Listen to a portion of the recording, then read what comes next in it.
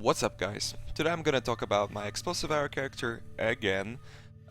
Like I've mentioned in the previous video, the character has went through a lot of changes. We had 3 different variations of the build, and I think I've finally settled on one. This came through experience. This was not necessarily something that you could have foreseen going into it if you don't know exactly how the ability works and how it scales into the late game. But yeah, I'm gonna talk a little bit about that. Sorry about my voice, I just woke up, stuff like that. Everything's fine. Alright, so first of all, you might have noticed my HP went up. We're at 7.8k life. I currently am level 84, so quite low. I have been buying some gear, but all of this was bought on stream, and you could see that my gear is not really worth more than 20 chaos, other than the 5-link cool rain that I've 5-linked myself and was just lucky with it, I guess. The rest is just random gear. This I actually found. You know, strength and life is primarily what I focus on. You don't really need a lot of resists on your gear because your quiver covers up most of it. Currently using a very terrible chest piece for our build. I will probably be buying a new chest piece today, and maybe even attempting to 5-link it because single target is amazing. To be honest, but I can fit in a slower projectiles into this and it would be even better, which would be great. I found chance to ignite is very good for it, but I'll talk about that in a little bit. More life, more strength, more life, more strength, more life, more strength, and then a little bit of life and some strength. Like I said, you really don't need anything else. You can get attack speed and you can get especially if you're playing with a cool rain, attack speed is amazing, but you can get fire damage also. Jewels is pretty much the same thing. You focus on life, attack speed, and fire damage. Since I don't have that much access, this jewel is actually amazing. Since I don't have that much access to jewels yet because the league is very, very fresh. This is all... Actually, it's been a week since the league launched, not in almost a week, 6 days. So this kind of gear will be literally 1 chaos in, you know, a week or so. Just in the beginning of a league, they cost not a lot. I mean, it's still an extremely budget build, but they cost a little bit more than they really should. So if you're doing this build later on in the league, yeah, it's literally not gonna cost you anything. But looking at this, you can see that we changed up the skill tree quite a bit. Like I've talked about before, going into the build we had a couple ideas. First of all was like the one that I went with in the previous video, which was Whispers of Doom and like traveling to the AoE, picking up Heart of Flame, and all that kind of stuff. You know, this was all pretty basic, this is all pretty set in stone. And then not going to the shadow or anything like that, just getting as much AoE as possible, just getting as much damage as possible. Well, turns out you don't need any of that. The build does amazing without all the damage. You can utilize Frenzy, even though I don't have all the right links, but I'll talk about that in a little bit. Even though you know, you don't have all that damage, you can utilize Frenzy, you can utilize your single target. A single curse is more than enough.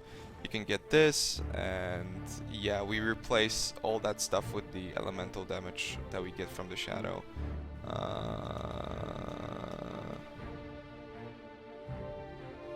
Alright. Right, so the other iteration was like a semi, go a little bit there, go a little bit here. That really never had a chance of working out. And then the third one was going to the shadow. And yeah, after talking to a dear friend of mine, Yovu, who has done this build quite a bit, he has really opened my eyes to this version of the build. This is pretty much identical to what he was doing also. But yeah, Vault Pact is necessary. What more can I say? He really opened my eyes to the value of attack speed. I knew it's good, but I didn't think that attack speed can overtake picking up... well, with his skill tree, he still goes for blast radius. The changes with my skill tree are that... Actually, don't quite remember. I think we get like Celestial Punishment. We still go here. I get more life because I get like Hired Killer and Bloodless, which I don't think he gets. There were some changes where he went to the Witch. I opted out out of going to which I want to pick up the shadow stuff. And yeah, it's kind of, well, actually, I said that it's pretty much identical. It's kind of, it's similar, but it's not identical. But yeah, this side of the skill tree I feel is necessary. Oh yeah, and we get the Scion nodes instead of, and he wasn't, whatever. This skill tree I feel is superior because mainly because of Volpact. Attack speed takes care of the loss of AoE. We have access to all the elemental damage we want. Sniper is amazing. So yeah, in the future I'll be picking up these nodes, these nodes. We still have to pick up Unrelenting, we still have to pick up the jewel slots, and we still, maybe in the future, we'll pick up endurance charges. But yeah, people were asking over and over, what do you do about Reflect? And really, I didn't have a solution. I didn't think Reflect is going to be that big of a problem, and it ended up being a big problem because it was like clearly reducing my clear speed. I was playing very cautious, even though I had a ton of life. I was playing very cautious, and I was constantly scared of Reflect. Not even mention Blood Thorns or whatever it's called, right? The Bloodlines mod that deals AoE Reflect. And I would have eventually killed myself. I can still kill myself with Volpact, not on a single Reflect, but on Map Reflect or on Bloodthorns. I can still kill myself if I go really overboard with Volpact. But that can change in the future. Maybe we're going to be using a Doriani's belt, although I don't foresee it because it doesn't have any life. We can get a Quiver that has Fire Leech on it.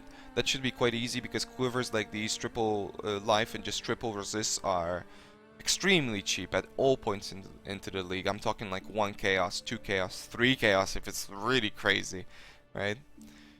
And that's really just about it. Maybe I'll talk a little bit about leveling because people were constantly asking, and in the last video I forgot to mention it. For the leveling process, I picked up the spell damage notes, I picked up the projectile stuff, and traveled all the way out here. Got Devotion, traveled up top through Elementalist, got the AoE nodes, and I was leveling with Incinerate, Flame Totem, later on switched to Flame Blast at 28 because it's just easier to do bosses with, over Incinerate because you don't have to be so, you know, steady. You've got more mobility. Yeah, and Fire Trap. I really enjoy multi-trap, trap, Firestorm. I feel like it's probably the best leveling method right now, which for some reason nobody talks about. People talk about Firestorm, but nobody really talks about Firestorm Trap. And yeah, and then you travel down to Blood Magic. Do not play Explosive Arrow before level 38. At level 38, you get GMP, you get increased AoE. At 31, you can use slower projectiles, or, well, Fire Pen is superior to slower projectiles. I think at pretty much any point. And then, yeah, obviously, you get Explosive Arrow at 28, but I don't recommend it. You can use it, sure, but it's quite weak. It's quite weak compared to the leveling setup. And then yeah, I would, once you start running Blood Magic, really start traveling to the shadow portion of things when you start feeling like Reflect is an issue. Which for me personally was somewhere, I mean, I haven't met Bloodthorns until maps, right? Maybe if I would have met Bloodthorns before maps, I think I'm saying the name wrong. Maybe it is Bloodthorns, whatever. If I would have met it before maps, I would have probably gotten Volpact sooner. But since I didn't, I got Volpact quite late. I mean, I was like level 78-ish when I respect, something like that. So yeah. Focus on getting the AoE, focus on getting Explosive Impact. You can wait with the life nodes. I mean, this build in the end is gonna have about 10k life, which is kinda crazy.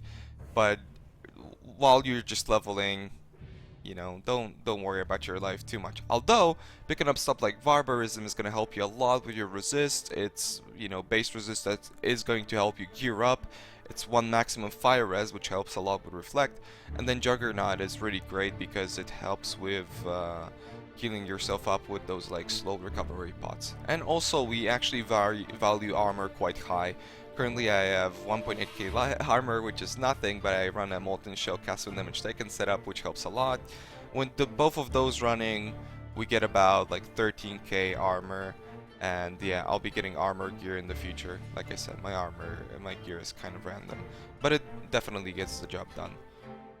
What else? What else? What else? Alright, so how do we fight Volpact and not being able to regenerate? You can see that we're dropping quite a bit of life, and this is just a 5 link.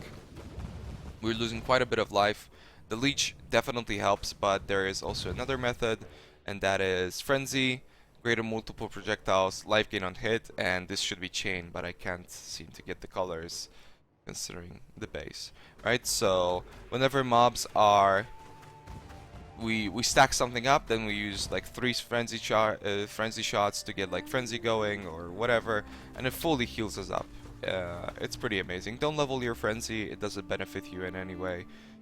And yeah, helps you a lot with damage, helps you with clear speed, and then also helps you with survivability. You know, if you're in a tough situation where you're surrounded by mobs and you're just waiting for your explosive arrows to pop, but you're losing a lot of life, this will heal you up like crazy.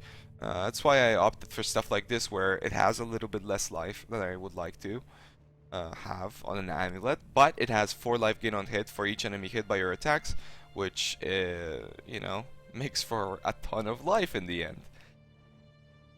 But yeah, the setup really hasn't changed much. Well, we got life leech, but yeah, the setup currently is explosive arrow, increased AoE, fire pen, life leech, and greater multiple projectiles. Pretty basic stuff. Our 6 link is probably slower projectiles.